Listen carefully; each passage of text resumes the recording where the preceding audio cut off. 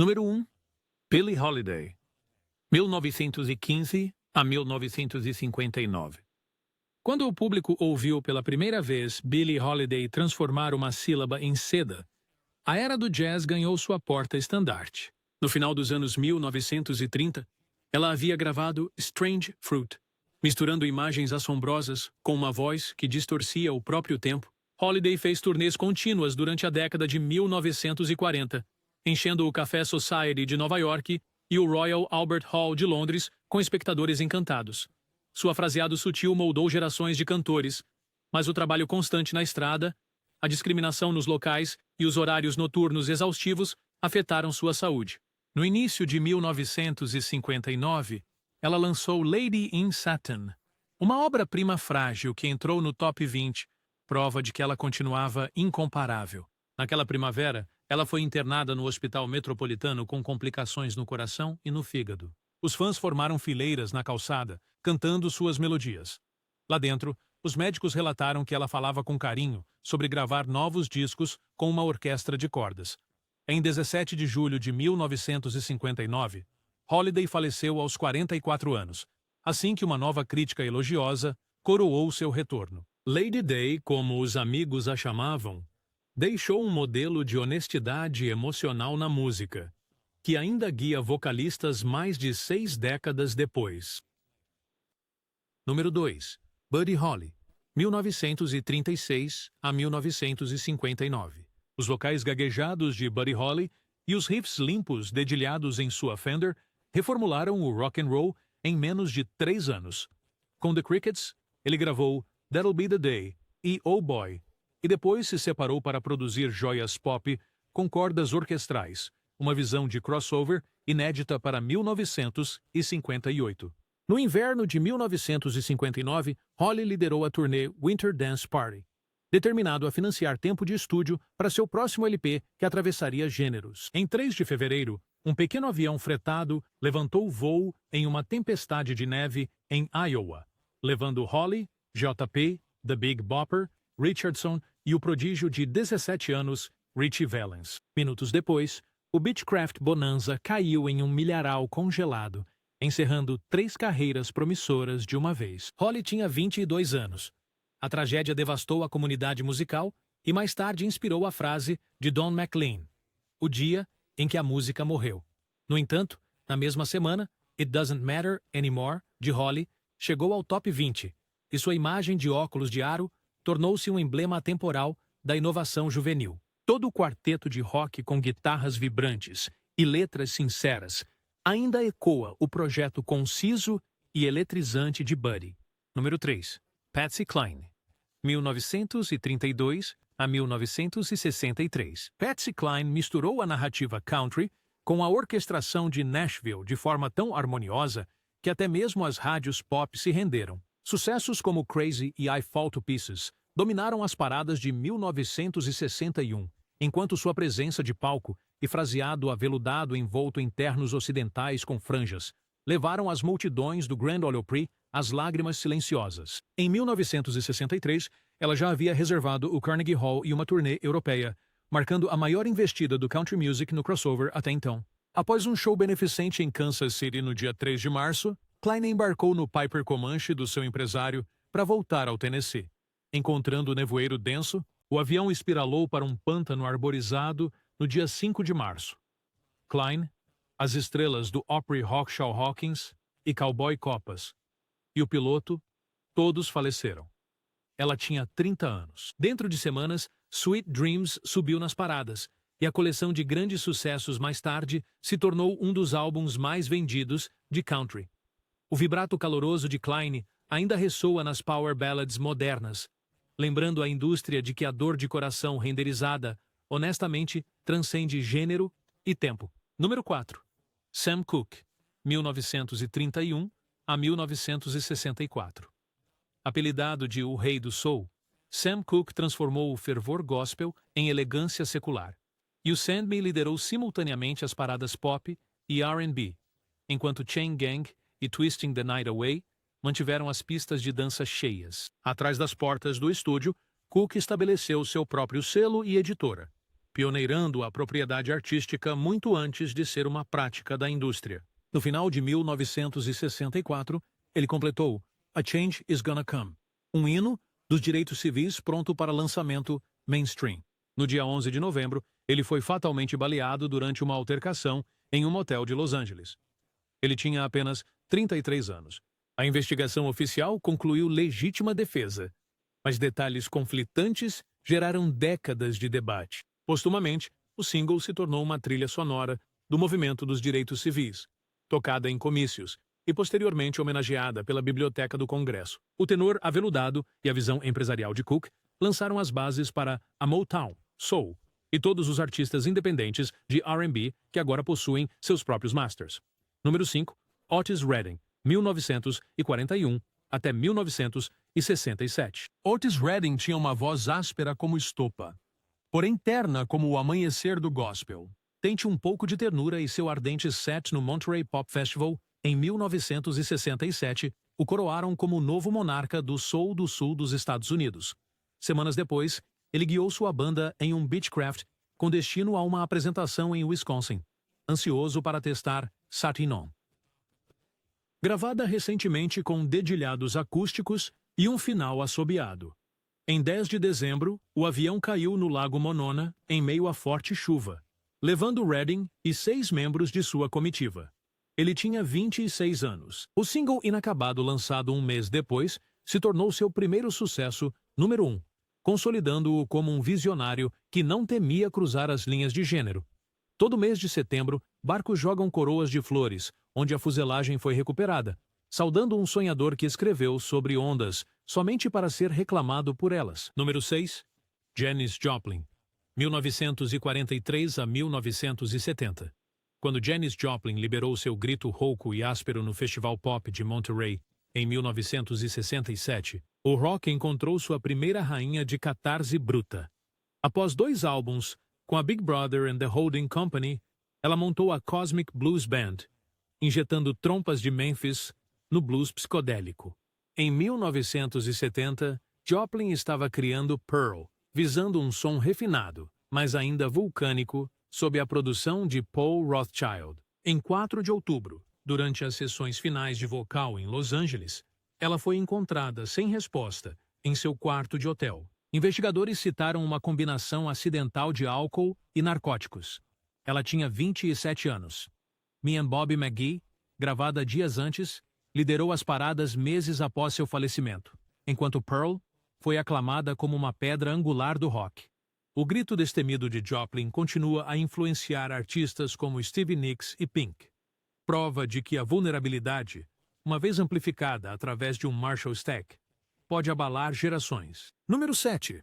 Jimi Hendrix, 1942 a 1970. O virtuoso canhoto Jimi Hendrix tratava a guitarra elétrica como um pincel cósmico, espalhando as cores do pedal wah em Are You Experienced e Electric Ladyland. Após sua lendária interpretação de Woodstock em 1969 de The Star-Spangled Banner, Hendrix construiu o Electric Lady Studios para explorar híbridos de funk rock.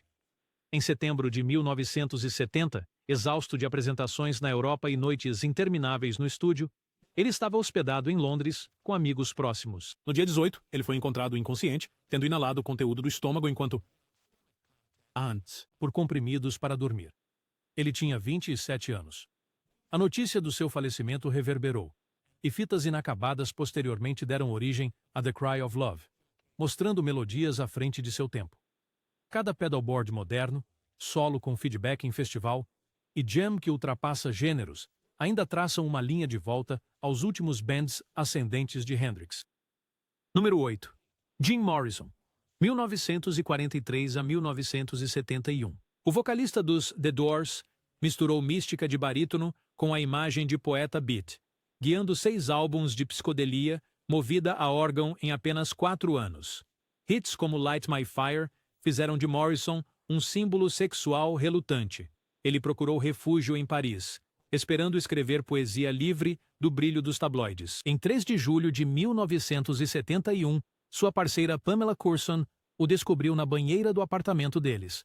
As autoridades francesas registraram insuficiência cardíaca e nenhuma autópsia foi realizada, alimentando especulações sem fim. Morrison tinha 27 anos. No verão seguinte, L.A. Woman girava nos toca-discos americanos, sua faixa título ecoando passeios de táxi que ele nunca mais faria.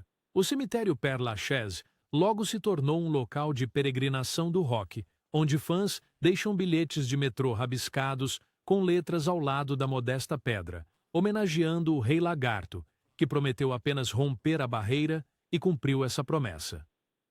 Número 9. Duane Allman, 1946 a 1971. O gênio da guitarra slide Duane Allman transformou o Dixie Blues em rock improvisacional expansivo. Com The Allman Brothers Band, ele foi pioneiro em solos a duas guitarras no At Fillmore East, assim como seu trabalho de estúdio em Layla, de Derek and the Dominos, expandiu sua lenda. Montando sua Harley Davidson em Macon, Geórgia, em 29 de outubro de 1971, Allman desviou para evitar um caminhão que carregava uma lança de guindaste. A motocicleta colidiu com detritos, e ele sofreu ferimentos fatais. Ele tinha 24 anos. O álbum subsequente da banda, Eat a Peach, combinou faixas de estúdio e gravações ao vivo, subindo para o top 10 e provando que os riffs mais livres de Duane ainda podiam guiar os ouvintes aos céus. Todo lick moderno de rock sulista desliza pelas cordas em sua homenagem. Número 10. Cass Elliot, 1941 a 1974. A contralto calorosa de Cass Elliot impulsionou The Mamas and the Papas ao ouro do Grammy com Monday, Tuesday e California Dreaming. Em carreira solo, ela encheu as salas de espetáculos de Las Vegas com charme folk de cabaré. Depois gravou 2 semanas triunfantes no Palladium de Londres em julho de 1974. Após o encore final, ela voltou para seu apartamento na Curzon Street. Naquela noite, ela sofreu uma falha cardíaca enquanto dormia. Tinha 32 anos. Os tabloides publicaram rumores sensacionais, mas os examinadores médicos confirmaram que não havia substâncias no seu organismo. Apenas um coração sobrecarregado. Amigos organizaram uma homenagem com canto em Griffith Park, em Hollywood, onde harmonias flutuaram em sua honra, provando que o refrão de Dream a Little Dream, de Cass, ainda envolve os ouvintes em conforto décadas depois. Número 11. Karen Carpenter, 1950 a 1983. O timbre claro de soprano de Karen Carpenter suavizou as bordas do rock, guiando a dupla de irmãos, The Carpenters, a 10 sucessos no top 10, incluindo Close to You e We've Only Just Begun. Por trás de melodias suaves, Karen lutava com um transtorno alimentar amplamente mal compreendido na época. Após gravar Made in America, em 1981, ela procurou tratamento médico enquanto planejava um retorno solo. Em 4 de fevereiro de 1983, ela desmaiou na casa dos pais. Complicações decorrentes do transtorno causaram uma falha cardíaca. Ela tinha 32 anos.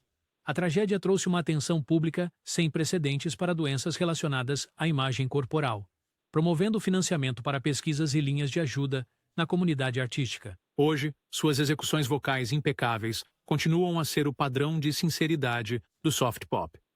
Número 12. Marvin Gaye, 1939 a 1984.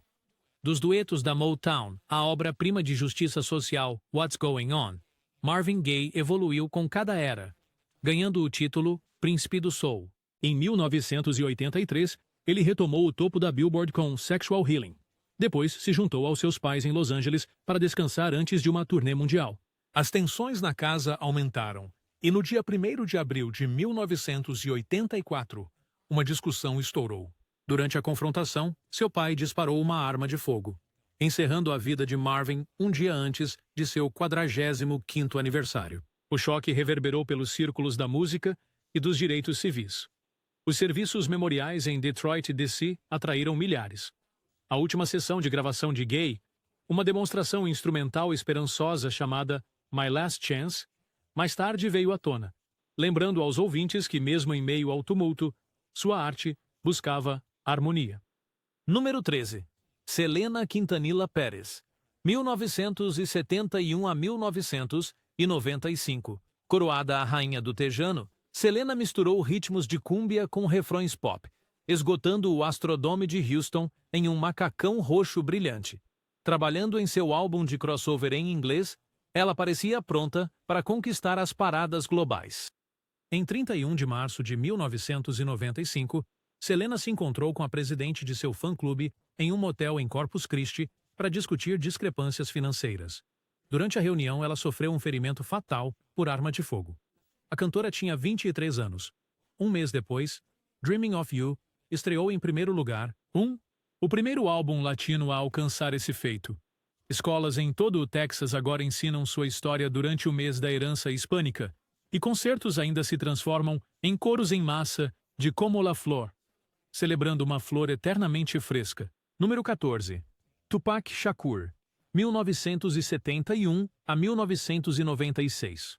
Um rapper visionário, fundindo reportagens cruas com introspecção shakespeariana, Tupac lançou sucessos consecutivos, Me Against the World e All Eyes on Me, enquanto planejava uma empresa de produção cinematográfica. Em 7 de setembro de 1996, após uma luta de boxe em Las Vegas, o grupo de Shakur parou em um semáforo vermelho quando agressores abriram fogo.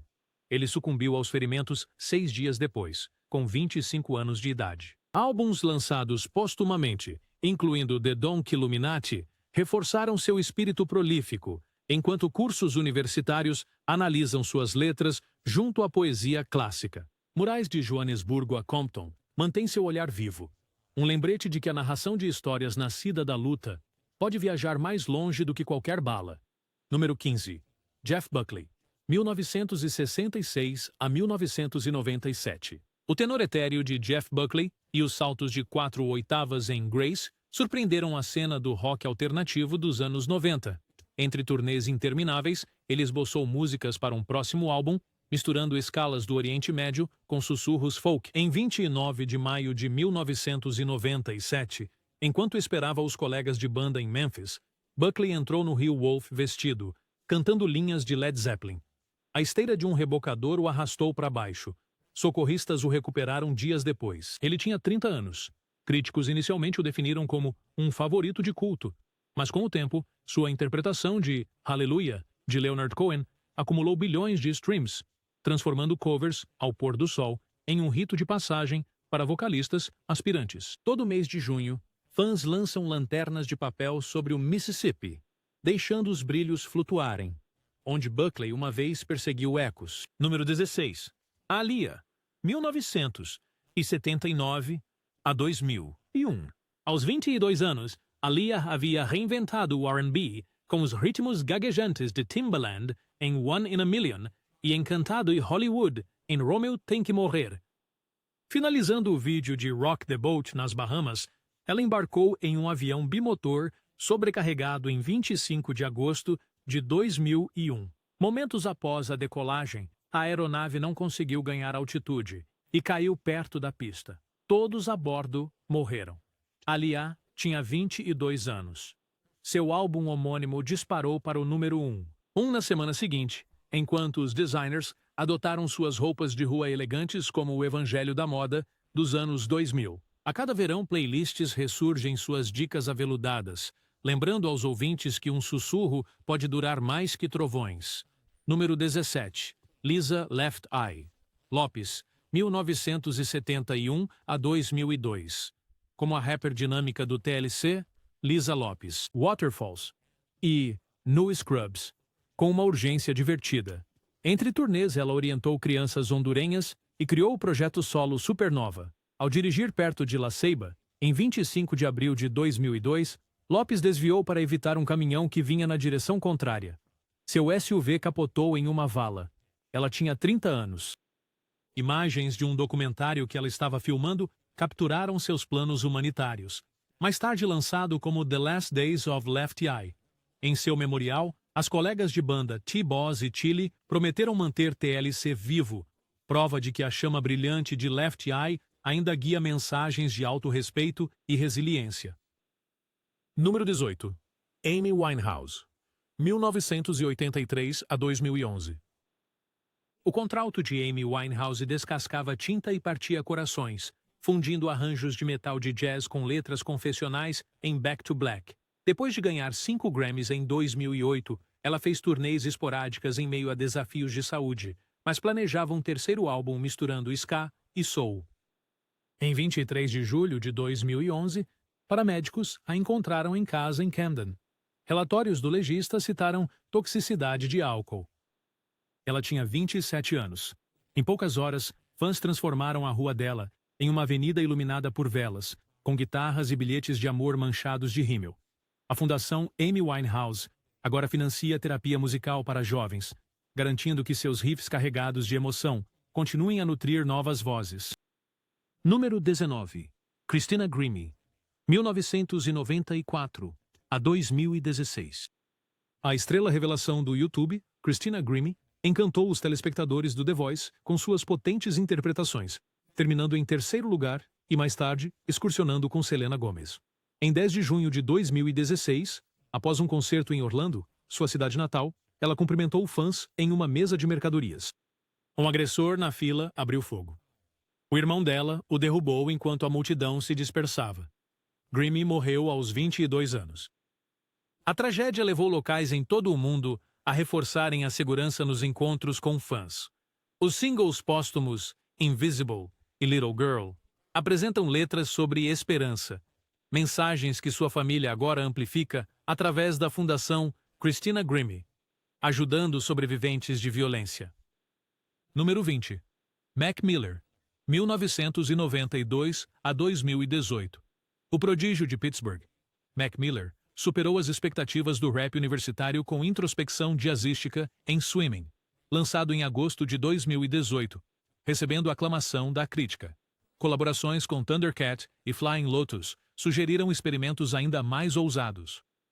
No dia 7 de setembro, ele foi encontrado em sua casa na Califórnia. Autoridades relataram que uma mistura acidental de substâncias causou parada cardíaca. Ele tinha 26 anos. Fãs depois levaram Circles, seu álbum parcialmente concluído, ao top 3, maravilhando-se com as letras que buscavam a paz. Hoje, o Mac Miller Fund patrocina programas de música em comunidades carentes, ecoando sua crença de que a criatividade pode desbloquear o horizonte de qualquer pessoa. Número 21. Juice, WRLD, 1998 a 2019. Jarrad Higgins, conhecido como Juice, WRLD, misturou a confissão emo com rap melódico, em Goodbye and Good Riddance, de 2018, conquistando um sucesso recorde na Billboard com Lucid Dreams. Fazendo turnês sem parar, ele demonstrou resistência em freestyle, supostamente gravando Robbery de uma só vez, enquanto esboçava um álbum crossover de pop-punk. Ao desembarcar no aeroporto Midway de Chicago, em 8 de dezembro de 2019, sofreu uma emergência médica posteriormente atribuída a uma overdose acidental. Ele tinha 21 anos. Dentro de meses, Legends Never Die estreou em primeiro lugar, igualando recordes com 5 faixas no top 10. Instituições de caridade de saúde mental agora fazem parceria com seu espólio sob o Live Free 999 Fund, canalizando sua franqueza sobre ansiedade em ajuda no mundo real. O legado de Juice prova que letras vulneráveis compartilhadas cedo podem construir comunidades inteiras de ouvintes determinados a não se sentirem sozinhos. Desde os lamentos à meia-noite de Billie Holiday até as confissões tecnológicas de Juice WRLD, cada cantor alcançou alturas deslumbrantes apenas para desaparecer enquanto os aplausos, suas vozes permanecem. Gravadas em sulcos de vinil, playlists em streaming, e nos corações dos fãs que ainda apertam o play, sentindo o eco de um potencial pausado, mas nunca silenciado.